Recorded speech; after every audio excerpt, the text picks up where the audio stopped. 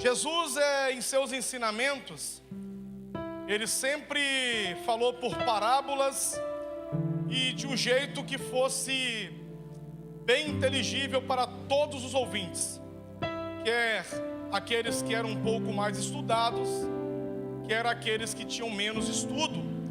Todos que ouviam Jesus falar, automaticamente conseguiam entender a sua mensagem. E no culto de família, nada melhor para falar deste texto, onde fala a construção de uma casa, né? Então nós observamos aqui que Jesus começa a tratar acerca daquele que vai ouvir a sua palavra e vai tomar para si e colocá-la em prática. E ele faz um comparativo com a construção de uma estrutura que está sendo ali preparada para o formato de uma casa essa que vai estar disponível para a habitação. E nós vemos que a primeira coisa que nós começamos a observar é que haviam-se 2 terrenos que foram escolhidos para a construção: um terreno rochoso e um terreno de areia. E nós vemos que 2 pessoas, elas constroem, e dentro daquilo que Jesus mostrava, um ele chamou de prudente e o outro ele chamou de insensato. Então são 2 grupos ou 2 pessoas que então começam a construir, e um deles vai pelo caminho mais fácil, porque cavucar areia não dá tanto trabalho quanto bater marreta na pedra. Quem já trabalhou, quem trabalha na área de pedreiro aqui, sabe que existe terrenos rochosos que são muito difíceis de você conseguir preparar ali a base. Eu me lembro que ainda novinho, rapaz, fui pegar uma obra aí por indicação de um amigo e me mandaram lá para Putiri. Vanderlei, comecei a cavar aquele negócio, era aquela pedra vermelha. Você batia com a cavadeira naquele negócio que os dedos chegavam a tremer. E eu naquela época pesava 57 quilos, estrutura de um grilo, tentando fazer aquela sapata ali. Chegou num dado momento, irmãos, que eu fiquei lá 3 dias, eu falei, chega, não vou cavar mais buraco aqui não. Sabe por causa de quê? Porque é difícil, mas é um solo firme, e é um solo que vai aguentar a estrutura do que vem depois. E muitas pessoas procuram sempre o caminho mais fácil. E quantas são as casas que foram construídas em cima de um terreno mais fácil, e que com o passar dos anos, situações vieram a acontecer, e essas bases não tiveram um bom fundamento, e anomalias nessas casas aconteceram. Observe que eram 2 terrenos, um terreno rochoso com um grau de dificuldade muito maior para se preparar a sua base, a base que vai receber o fundamento. E era um outro terreno de areia. A facilidade ela era enorme, era simplesmente chegar e fazer e entrar para dentro da casa. Só que as 2 construções, após estarem prontas, elas vão receberem o mesmo cenário de grandes tempestades, cenário de chuva, cenário de grandes ventos, cenário de grandes balanços. E infelizmente é normal uma casa que foi construída sem bases próprias, sem pessoas que tinham conhecimento para edificá-las. essa casa ela tende a ir à ruína. Existem pessoas que nasceram em lares, casas que não tiveram um bom formato, que não trouxeram consigo um bom fundamento, casas que o terreno que fora escolhido não fora um terreno bom para se construir. E com o passar do tempo as rachaduras apareceram, por falta de profissional que direcionasse a essas construções. Foram bases fracas, colunas que estavam longe uma da outra, dilatação que ocorreu, trazendo fissura nas paredes, telhados que não foram bem construídos, que não estavam preparados para receber água, ventos que passaram e desfolharam essas casas, causando transtornos psicológicos, transtornos emocionais, transtornos até mesmo físicos, por momentos esses em que talvez os telhados voando acertou alguém que dentro dessa casa morava, janelas que não suportaram o vento forte, bases que balançaram no momento do aperto.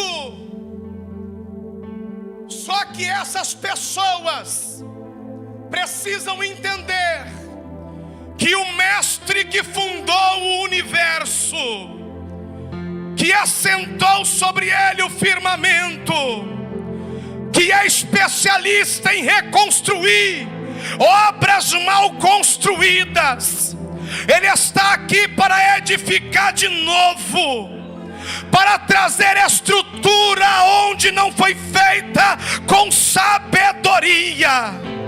Eu estou aqui para te apresentar Jesus, e Ele está dizendo para mim que não é o fim, não importa qual foi o terreno que você nasceu, a casa que você nasceu, a estrutura mal feita que você vivia. Ele está dizendo: chega para cá, porque eu já tenho solo bom para você reconstruir a sua história. Ele está dizendo: eu sou a rocha que vai trazer firmamento para o teu lar. Eu sou a rocha que vai trazer estrutura para a tua casa. Eu sou a rocha que quando a tempestade vinha, eu digo para ela: acalma-te, e ela vai se acalmar. Jesus está dizendo que existe uma rocha que vai plantar a tua casa, e vai descer chuva, vai vir vento, vai vir terremoto, mas você não vai ser abalado. Existem pessoas que conviveram a vida toda com goteiras. Na hora de descansar, naquele sono bom, as goteiras da noite pingavam, e é difícil esquecer.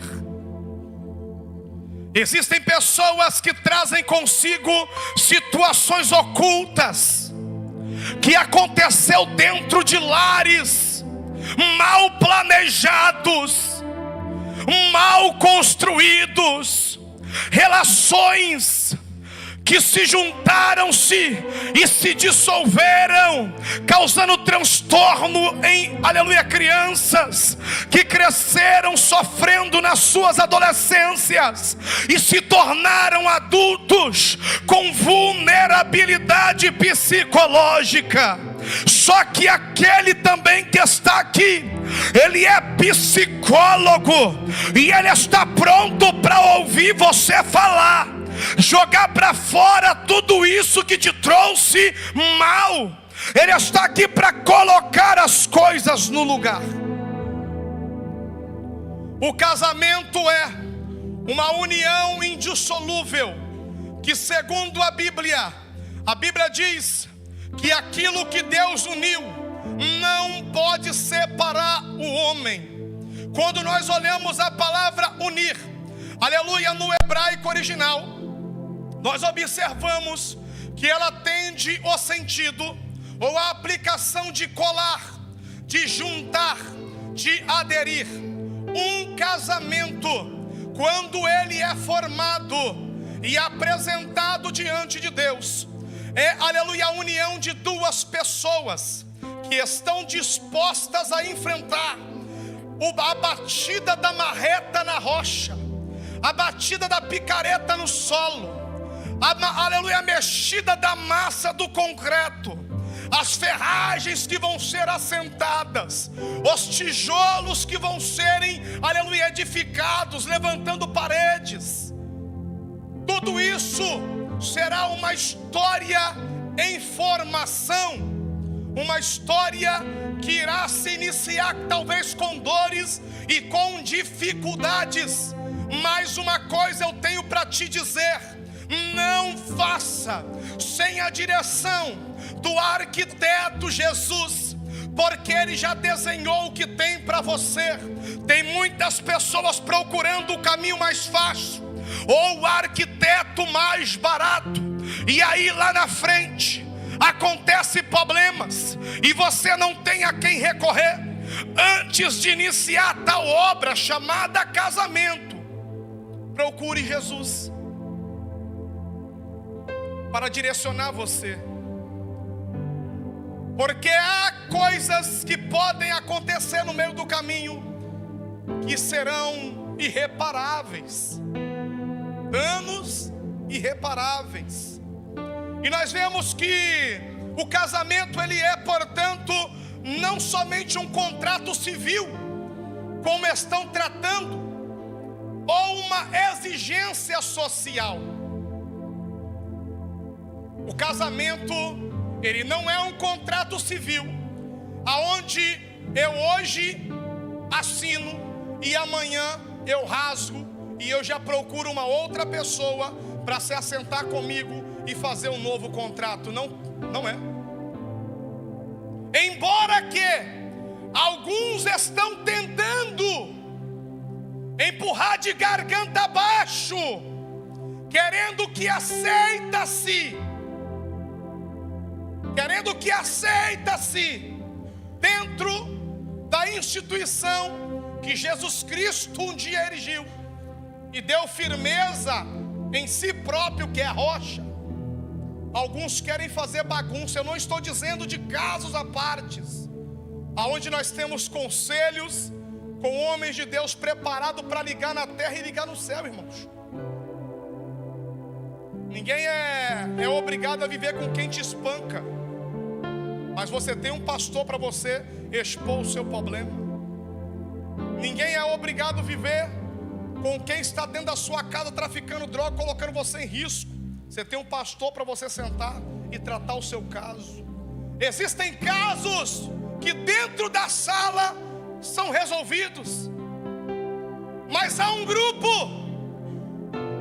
que simplesmente está achando: não gostei, não te quero mais, e a igreja tem que aceitar. Não é assim, porque a igreja tem um dono e ela tem uma lei que a rege, que é a palavra de Deus. Queira você e eu ou não respeitar, isso aqui vai ser aplicado porque é a palavra de Deus. E a Bíblia diz que nenhuma profecia ela foi construída por elucidação humana, mas homens cheios de Deus, inspirados pelo teu Santo Espírito, falaram pelo Espírito de Deus. E hoje nós temos um manual que nos conduz e que nos traz firmeza, porque nós já temos um fundamento que é Cristo nas nossas bases, e nós não necessitamos de outro fundamento a não ser Cristo. Qualquer outro fundamento não se aplica à igreja, porque ele é único, exclusivamente suficiente para sustentar a sua obra. Nós não precisamos de coaches aqui, precisamos de homens que dobram o joelho no chão e oram. Nós não precisamos de palavras meigas, cheia de humanidade, porque nós já temos a inerrante, a imutável, a infalível palavra de Deus. Tem pessoa procurando auxílio lá no Facebook, em meras palavras vazias. Tem pessoas procurando conselho com o vizinho. Tem pessoa contando o seu problema para sua amiga. Tem pessoa contando o seu problema para o teu amigo. Mas eu te aconselho se aproximar daquele que pode trazer solução. Conversa com ele. Ele está com a boca aberta para te direcionar. Tem pessoa procurando auxílio psicológico do homem, enquanto Jesus está aqui dizendo: aquele que tem sede, venha a mim, beba. Ele é o remédio para curar as tuas feridas. Quando nós observamos, nós entendemos que essa família, ou esta casa que está sendo construída, nós estamos envoltos em dois grupos. O primeiro grupo é a família de orientação, aonde o indivíduo nasce e ele pode desempenhar o papel de filho e também de irmão. Mas existe a família de procriação, é a qual família que hoje eu tenho e sou responsável por ela, aonde eu me coloco na posição de esposo e na posição de pai. Ou seja, há momentos que reflexos da minha família de criação, de orientação, eu trago comigo marcas que podem talvez causar problemas adicionais na minha família de procriação. Só que quando eu encontro com Cristo, quando eu converso com Cristo, quando eu me assento com Cristo, quando eu sou direcionado por Cristo, eu não preciso mais construir no solo que um dia eu nasci. Eu não preciso mais utilizar o formato das bases de outrora, porque em Cristo eu ganho um novo terreno para construir.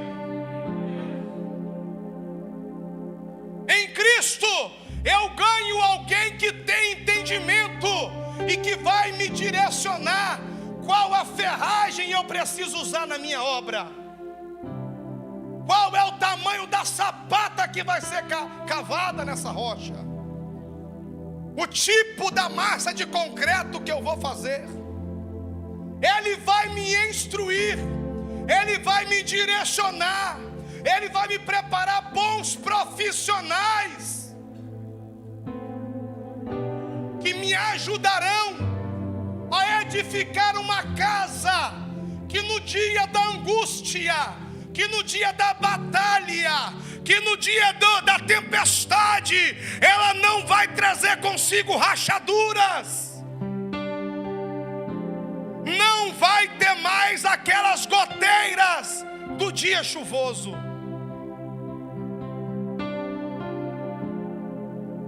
E o mais interessante, dentro dela não vai faltar Jesus. Você não precisa trazer o reflexo do sentimento triste que você sentiu quando você era o filho. Agora você é o esposo, agora você é a esposa, e você pode reescrever uma nova história nesse cenário. Você pode fazer a diferença, só que a diferença só é feita com aquele que nos ensina a fazer diferente. E nós vemos que no Brasil existe uma lei, o artigo 226, artigo central de 1988 da Constituição, onde a família ela é a base da sociedade e ela tem proteção do Estado, proteção especial. Só que com, abre aspas, os tempos modernos estão querendo mudar o conceito de família. Estão querendo inserir uma mudança nas características da família. A palavra família, o primeiro conceito família, não era relacionado a amor, a afeto de grau parentesco. Era relacionado aos escravos que pertenciam a um certo senhor. E com o passar dos anos, isso muda. E agora nós trabalhamos na palavra família como que aquele que anda junto com você, aquele que você tem por ele afeto. Tem pessoas que não são parentes de sangue, mas são consideradas família pelo apego emocional,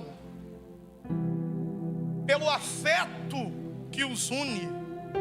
Tem mais liberdade às vezes do que aqueles que são de dentro, que têm o mesmo DNA. Então esse hoje é o conceito família. Mas a família de orientação, ela nunca será e nunca poderá ser dois homens ou duas mulheres. Isso são arranjos sociais. Não se pode aplicar-se como conceito família. Pode chamar de tudo que quiser chamar, mas de família não, porque a família também tem a principal função reprodutora. É ela que mantém a sociedade de pé, é ela que faz com que a sociedade cresça, porque sem a reprodução a espécie humana chegaria ao seu fim. Então seria uma agressão utilizar a palavra família como um todo no contexto do homossexualismo. São meras companheiros, família não. Doa quem doer, irmão, perca o que perder. Esta é a palavra divina. A família, se ela perder a proteção do Estado, ela não vai perder a proteção de Deus. Se o Estado não fizer o seu papel, Deus não vai deixar de fazer o dele. A minha família e a tua família, ela tem um dono que ele cuida muito bem de nós. Ele não deixa faltar o pão de cada dia, ele não deixa faltar o calçado em nossos pés, ele não deixa faltar, aleluia, o alimento em nossa mesa. Ei, se o Estado lutar contra a família, Deus luta contra o Estado, porque não foi o Estado que um dia fundou a família, foi Deus que fundou a família. E a família tem um dono. E não é porque a tua família sofre de alguns momentos difíceis que você pode desistir dela. Olha para a Bíblia. Lá na casa de Adão e Eva tiveram também problemas, irmã Meg. Um filho matou o outro filho. Na casa de Noé, Noé embriagado amaldiçoou seu filho. Teve problema lá também. Lá na família de Abraão, carregando Ló, teve problema no meio do caminho com Ló. Família tem problema. Famílias são difíceis. Não existe uma família que seja 100% sem problema. Se tiver, tem um negócio errado aí, irmão. Tem um negócio errado.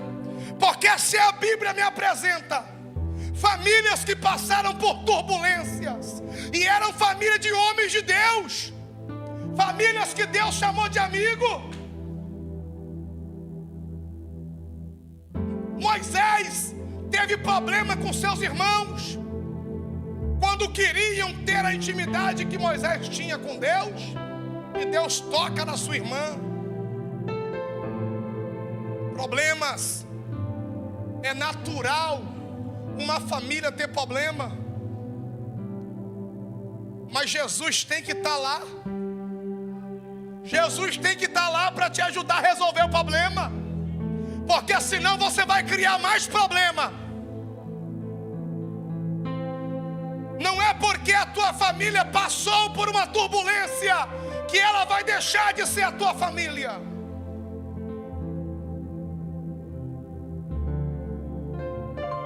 A Bíblia diz: aquele que abandona a sua família negou a fé, e ele é pior do que o ímpio.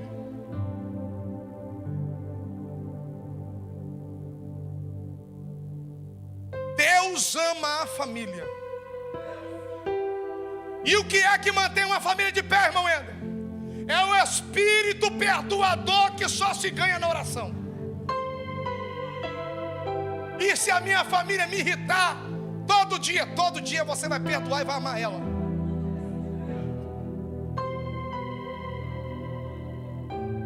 Ah, mas você não sabe o que eu passei. Você também não sabe o que eu passei, ué. E aí? Cada um tem problema, meu irmão. Todo mundo tem dificuldade. Não tem esse que bota máscara na cara e sai por aí arrotando que está tudo bem. Todo mundo passa por algumas turbulências, tanto o cara que é prudente quanto o imprudente, tanto aquele que construiu na rocha quanto o que construiu na areia. Todo mundo vai passar pelo vento, todo mundo vai passar pela chuva, todo mundo vai passar pela tempestade, mas aí que vai ver quem é que vai ficar de pé. É aquele que construiu na rocha de Cristo. É aquele que tem seus alicerces, fundamentados na palavra. Tem pessoa que qualquer problema que acontece dentro de casa, ele desabafa com quem não deveria desabafar, e daqui a pouco está todo mundo sabendo da algazarra que está acontecendo na casa dele.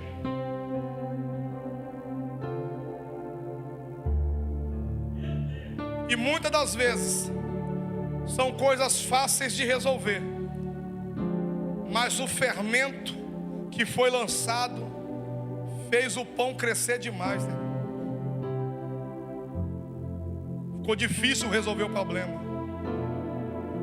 Então, pelo amor de Deus, não abandone a tua família. Se necessário for, reconstrua na rocha de Cristo, se ela estiver em cima da areia. Mas como é que eu faço isso, rapaz? Parece que não tem mais jeito. Começa a cavar para você ver. Começa a bater marreta na rocha, cavando buraco para você ver.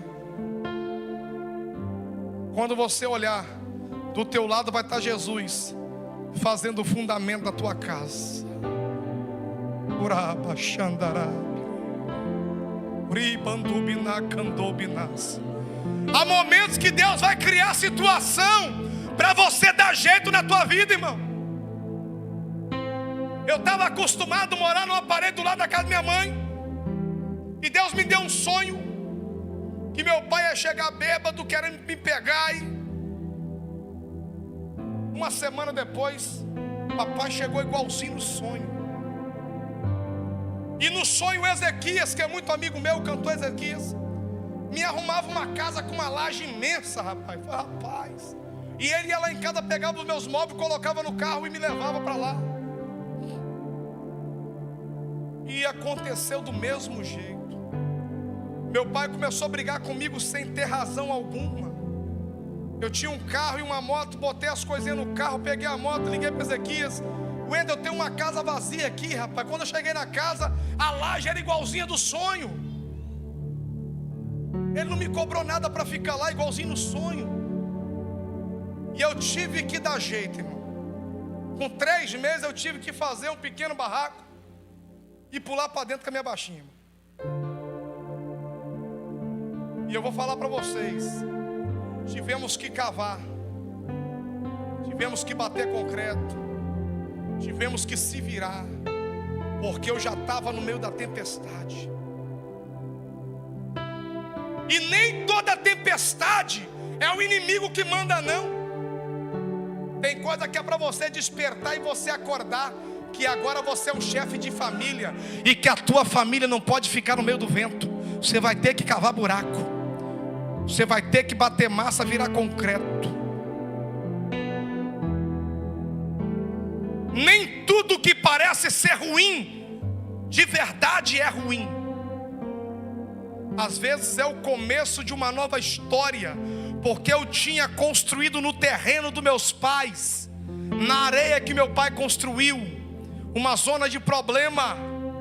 Mas Deus falou: agora você tem que correr para cá, porque eu já tenho para você um novo terreno, e você vai ter que cavar para você edificar uma nova história. Nós temos que saber ouvir a voz de Deus, irmãos. Tem momento que Deus manda ficar, mas tem momento que Deus manda sair. E quando você reluta, você fica causando problema em problema, e a casa vai ruindo, os telhados vão quebrando, as janelas vão se empenando, a porta já vai riando, não fecha mais direito, fica as gretas abertas, as pessoas estão vendo e ouvindo o seu problema. Quantas famílias com paredes dilatadas, com trincas abertas, e todo mundo vê o que acontece dentro daquela casa, irmão. Só que hoje é o dia de reconstruir. Hoje é o dia de reconstruir. Hoje é o dia de reiniciar a sua história. E nós vemos que o homem prudente, ele representa quem ouve e pratica. É muito bom pregar aqui, mas lá fora você tem que praticar esse negócio, irmão. Lá fora nós temos que, no momento da peleja, lembrar daquilo que foi dito. Porque quando você não lembra, você toma um caminho que vai contra ao que Jesus está falando. E depois você não vai poder culpar Jesus, e nem culpar ninguém, porque você se tornou de novo insensato. Você começou a construir em cima da areia de novo e vai cair de novo. Mas em nome de Jesus, eu acredito que hoje tem gente aqui cavando rocha. Eu sei que a rocha vai ser difícil cavar ela, irmão. Eu sei que você vai ter que usar, aleluia, marreta para você pocar pedra, mas vai valer a pena. O resultado vem depois. O resultado vai vir no momento da dificuldade, irmão. Que você olhar para trás, Tiago, e falar: valeu a pena eu fazer uma base boa para o meu lar. Não tem goteira no meu telhado, as paredes não estão dilatando e abrindo fissura, as bases estão, aleluia, próximas uma da outra, não está muito longe. Então não vai selar as vigas que vão suportar o teto. Não escolha o caminho mais fácil, escolha o caminho que lá na frente você vai falar: valeu a pena passar por esses espinhos, valeu a pena enfrentar essa dificuldade toda que eu enfrentei, valeu a pena não abandonar o barco no momento da tempestade, valeu a pena orar no momento da luta, da guerra, valeu a pena clamar o nome de Jesus, valeu a pena confiar nele, valeu a pena não contar o meu problema para ninguém, porque ninguém sabe o que aconteceu, só Jesus sabe, já está resolvido.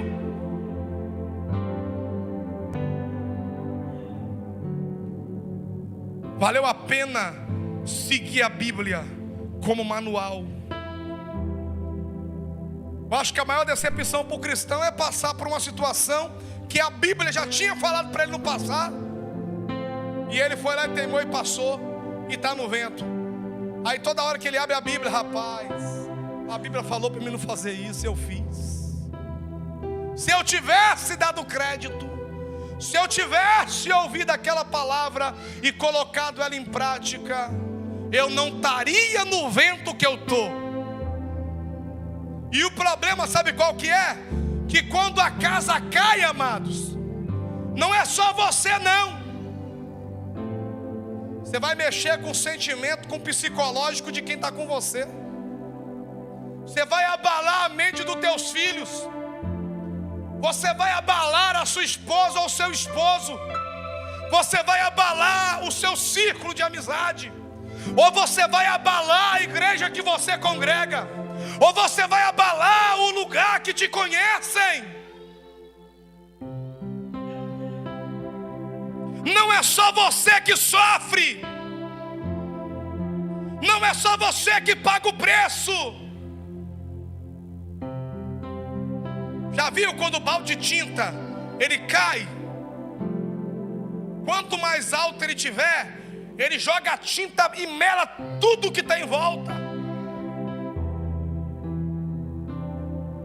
E alguém está dizendo: cuidado com esse balde de tinta aí. Coloca ele no lugar dele. Amém, igreja? Fica de pé em nome de Jesus. E eu e o nosso pastor André, nós temos que virar mais uma noite hoje aí. Dorme por nós lá, irmãos. Vamos orar? Tem alguém para Jesus aqui hoje? Você quer? Tem marreta para você começar a cavar, poucar pedra. Tem picareta, tem cavadeira aqui na frente. Leva para tua casa. Começa a criar uma nova história. Começa a edificar uma nova obra na tua vida. Você quer vir hoje? Tem alguém que quer tomar coragem hoje de sair do teu lugar e falar: não dá mais, eu vou mudar de terreno, eu vou para a pedra que é Cristo, vou edificar minha casa, meu casamento, minha família, meus filhos lá. Tem alguém? Chega de ficar com essa goteira aí caindo em cima da sua cabeça, irmão. Noites sombrias, dificuldades no seu sono.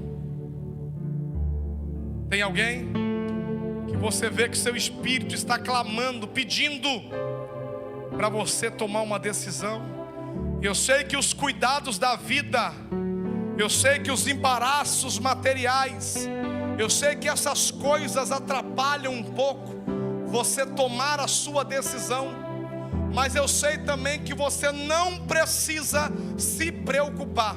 Jesus está aqui e Ele vai botar tudo no devido lugar.